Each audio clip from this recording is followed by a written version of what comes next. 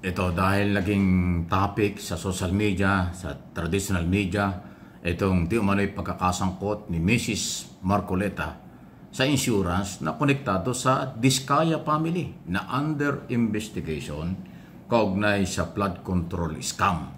At ngayon ay nagpaliwanag na po si Senador Marcoleta. Pakinggan po ninyo itong paliwanag niya tungkol sa ano ba talaga.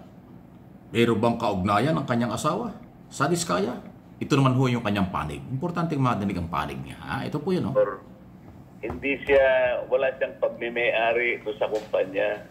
Wala siyang kinalaman sa management. At wala siyang kamag-anak sa mga shareholders. Yun ang magiging quality para maging independent director. Kapag hindi ganon ang Independent director mo, ng insurance company. hindi ka tatanggapin na independent director. Yan isang ayon sa Insurance Code of the Philippines. Kaya makikita mo, ang asawa ko wala siyang pagmimay-ari, wala siyang connection sa management, wala siyang kakilala o kamag-anak sa mga kakilala siguro, pero wala siyang relation sa mga shareholders.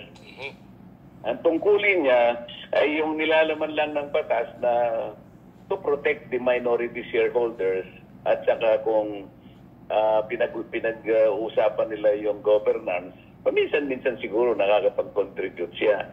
Ngayon, kung halimbawa yung mga Diskaya o iba pang mga contractors ay kumuha ng serbisyo ng mga insurance na nagkataong siya ay isa sa mga independent directors, ano bang kinalamanan ng asawa ko ron? Pati nga mga sasakyan nag-a-apply sa sa insurance ng o baka naman yung mga sasakyan ninyo na-cover din ng mga insurance na kung saan ay yun nga baka ano bang pangalan ng insurance na? Stronghold Insurance. Baka yung mga sasakyan ninyo kinover ng Stronghold. Masama ba yun? Opo.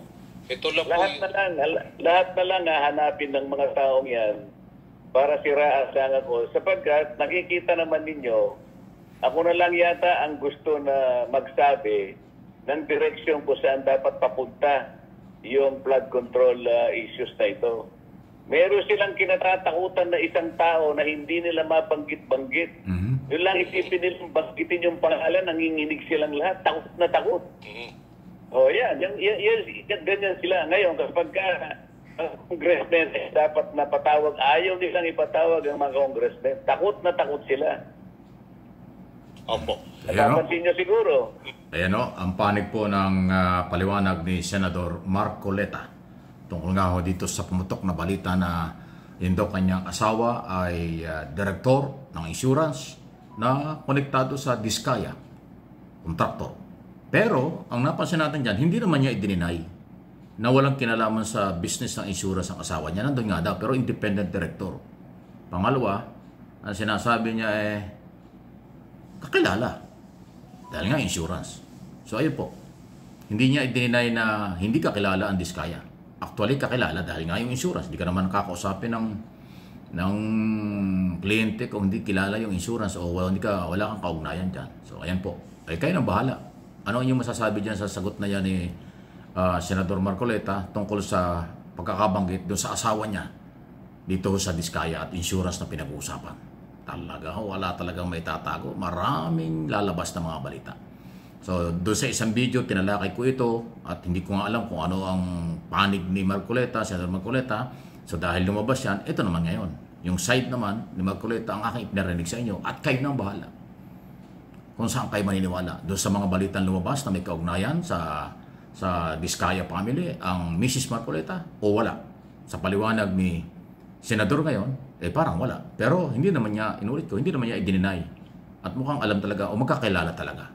Ayun, talaga lang mahaba. At yun, meron pa siya sinasabi. Bakit to yung mga iba dyan, takot na takot mabanggit yung isang tao? Sino kaya isang taong binabanggit niya, no? Diba nabanggit na si Saldico, nabanggit na si dating Speaker Romualdez. Sino pang isang tao? Bakit to mayroong isang taong hindi mabanggit ng mga nag-iimbestiga at takot na takot daw, nanginginig pa raw sa takot? Bakit sila matatakot? Guilty ba sila sa korupsyon? Kasi ang alam kong kinakabahan o natatakot na magbanggit ng pangalan kung ikaw may kinalaman sa korupsyon. Ayun ang sinasabi ni Marcoleta na meron daw Isang tao na hindi mabanggit ng kanyang mga kasamahan at takot na takot daw nabanggitin, hindi nga daw maimbitahan. Sino yun? Ba, may hugot na ganyan si Marcoleta, Senador Marcoleta. Sino kaya ang kanyang tinutukoy? Ngayon, kung hindi mabanggit ng kasamahan mo, abay, senador ka ng Republika, ay di ikaw magbanggit. Yun ang challenge natin, Senador Marcoleta. Kung sino yung sinasabi mong isang taong kinatatakutan ng mga kasamahan mo, ay ikaw ang sabi mo, ikaw lang ang nakataya ikaw lang ang may lakas ng loob ay di banggitin mo na. Sino yun? Alam naman, manghula kami. May mahirap yan. Yan ang challenge natin ngayon, Senador. Ikaw ang nagsabi nito, mayroong kinatatakutan ng mga kasamahan mo, ay pangalanan mo na. Sino yung kinatatakutan yan? Kung gusto natin at gusto nyo ilabas ang katotohanan, sino ang mastermind o nasa likod talaga ng malawakang graft in corruption sa ating bansa. Hindi pwedeng sa akin manggaling pangalan nyo, wala akong dokumento at wala akong ebidensya. Pero ikaw nagsasabing may kinatatakutan O hindi sabihin mo. Pag hindi mo sinabi yun, baka takot ka rin. Baka may kinatatakutan ka rin, Senador. Ayun yun. Hindi maiwasang ibalik sa iyo ang tanong. At magduda na baka may kinatatakutan ka rin kasi hindi mo mabanggit. Ngayon, kung babanggitin mo yung kinatatakutan yan ng iyong mga kasamahan sa pag-iimbestiga, abay, maniniwala kaming seryoso ka. Maniniwala itong channel na ito at mga mamamayang Pilipino sa buong mundong nagsusubaybay dito. Na totoo sinasabi mo at kaya mong panindigan. Ayan, challenge tuloy. Ikaw ang humirit yan, hindi naman tinatanong sa'yo, sinabi mo. Di ikaw magpaliwanag. Yan ang challenge. At kailangan talaga lumabas ang lahat. Pag mayroong pinagtakpan, mayroong itinatago, mayroong ayaw imbitahan, abay, hindi ho katotohanan ang hinahanap ninyo. Selected justice yan. Mahirap yun. Pag pera ng taong bayan, people's money, pera ng mamamayang Pilipino, no one is above the law. Walang selective justice. Lahat managot sa ating batas. Yun ang kailangan. Pero kung pagtatakpan na yung pare-pareho, ay ano ba naman kayo niloloko nyo taong bayan, ay hindi kami papayag na maglokohan. Dahil pera ng mamamayang Pilipino. Justice for all Filipino people. Justice for all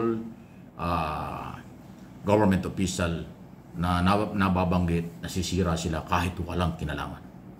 Kasi ang epekto ng korupsyon ay nadadamay sa masamang image o imahe yung matitino. Ay ako naniniwala majority ng mga government official, matitino naman. Sayang naman yung mga yun. Matitino na sisira dahil lang dito sa skandalo ng mga politiko, kontraktor, DPWs at iba pa. At kung sino yung kinatatakutan, ulitin ko, ilabas mo, Senador. Kasi pag hindi mo ilabas yan, ay baka sabihin ng mga taong nanonood dito, takot ka rin. Abay, mahirap yun.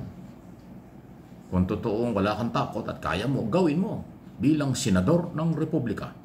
Katotohanan, ang kailangang mangibabaw, hindi pwede atakipan. Di ba?